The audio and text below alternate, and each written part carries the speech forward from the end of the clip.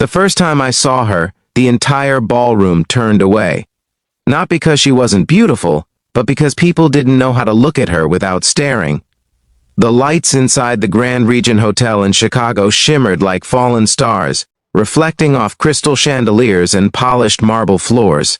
The annual Valentine Foundation Gala was the most powerful charity event in Illinois, hosted by tech billionaire Marcus Valentine. Politicians, investors, celebrities, they were all there.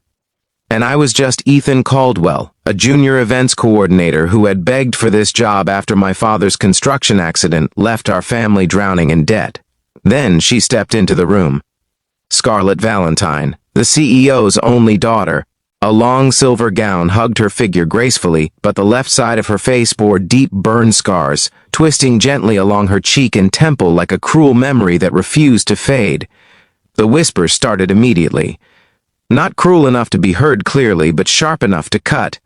If you believe in kindness and second chances and seeing people for who they truly are, take a second right now to like this video, comment where you're watching from, share it with someone who needs hope, and subscribe to the channel.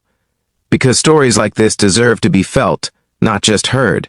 I wasn't supposed to be on the ballroom floor. My job was behind the scenes, checking lighting cues, coordinating waitstaff, ensuring everything ran perfectly. But when the band announced a formal dance segment and couples began pairing off, I saw something that made my chest tighten. Scarlet stood alone.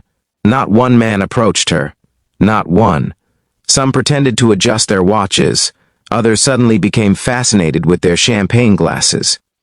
Even the men who moments earlier had been boasting about their bravery in business battles couldn't muster the courage to cross the floor. I didn't know her story yet. I didn't know how she got those scars. All I knew was the look in her eyes, not anger, not bitterness, but exhaustion. The exhaustion of being avoided. My supervisor, Graham Foster, hissed at me from the sidelines to keep moving, but something inside me refused. I crossed the ballroom. Every step felt louder than the music. I was acutely aware of who she was, the daughter of a man who could end my career with a single phone call.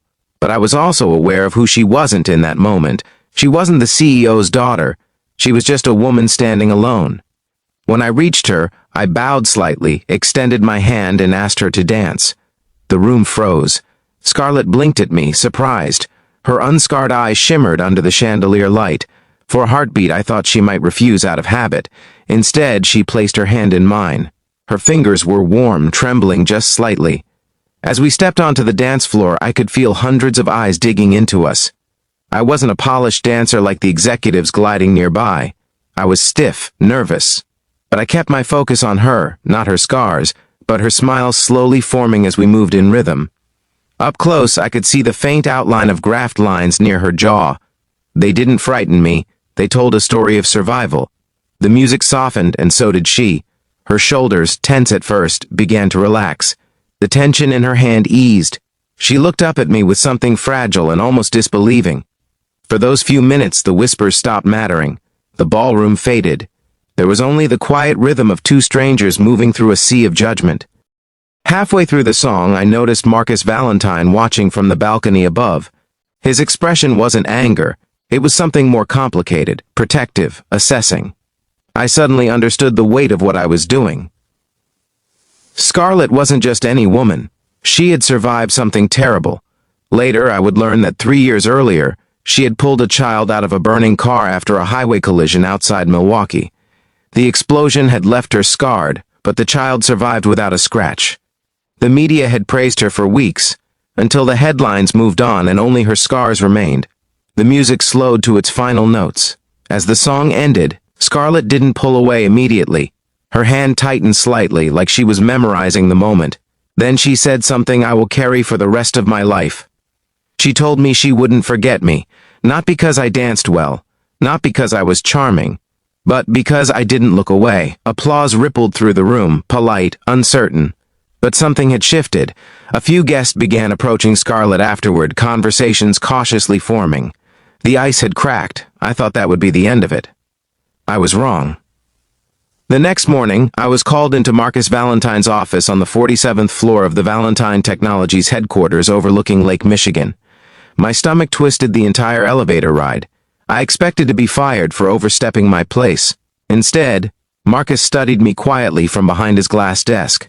He asked why I had done it. I told him the truth. I said no one deserves to stand alone like that. He didn't respond immediately.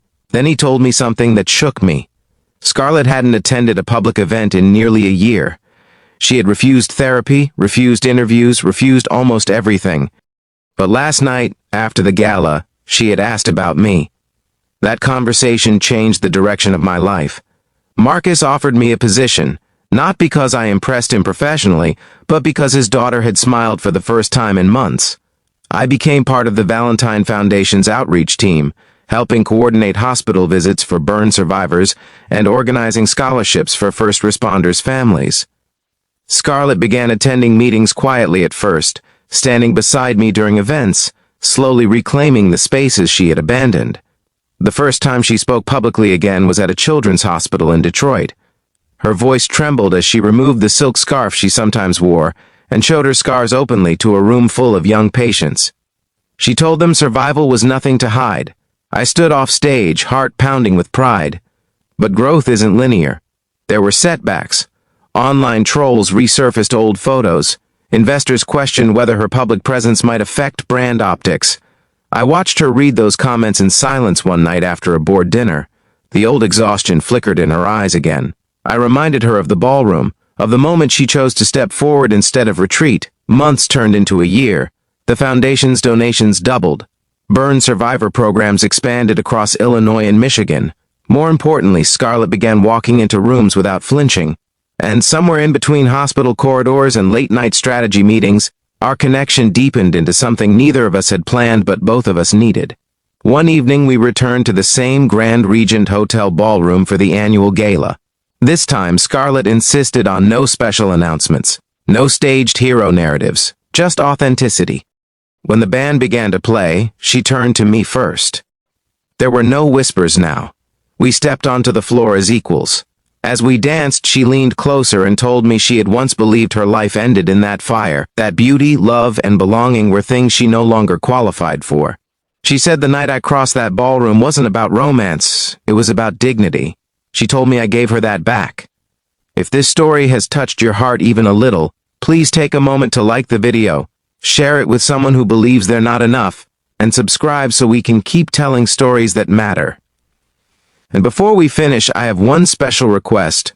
Comment the word "seen" if you believe every scar tells a story of strength. Because here's what I learned that night in Chicago.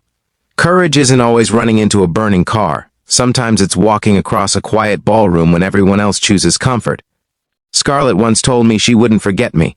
The truth is, I will never forget her either.